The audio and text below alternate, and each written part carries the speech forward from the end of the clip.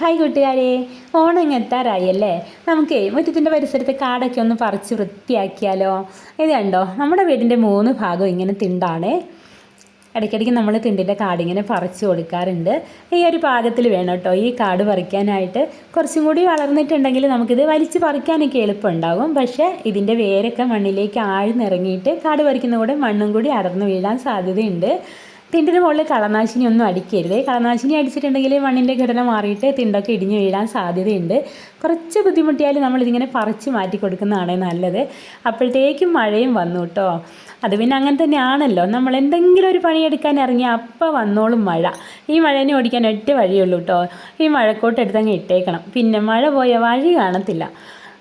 ഈ വർഷം മഴ തുടങ്ങിയതിന് ശേഷം തന്നെ നമ്മളിപ്പോൾ 3-4 തവണയായിട്ടോ ഈ കാട് പറിച്ച് വൃത്തിയാക്കുന്നത്. പറിക്കും തോറും അത് വളർന്നുകൊണ്ടിരിക്കും.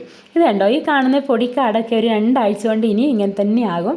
അപ്പോൾ ഇടയ്ക്കിടയ്ക്ക് നമ്മളിങ്ങനെ പറിച്ചു കൊടുക്കും കേട്ടോ. ഇതൊന്നും ആരും നടുകയും വേണ്ട, വിതയ്ക്കുകയും വേണ്ട, വളവും വേണ്ട, ഒന്നും വേണ്ട, അങ്ങ് ഉണ്ടായിക്കോളും. നമ്മളെന്തെങ്കിലും നട്ടതാണെങ്കിൽ ഈ മഴയത്ത് അതൊക്കെ ചീഞ്ഞു പോയിട്ടുണ്ടാകുവേ.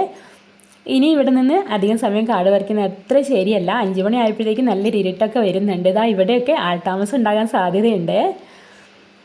ഇതൊന്നും പറിച്ച് കളയരുത് കേട്ടോ. ഇത് മുക്കുറ്റിയാണേ, നമുക്ക് വെള്ളം തിളപ്പിച്ച് കുടിക്കാനൊക്കെ നല്ലതാണേ.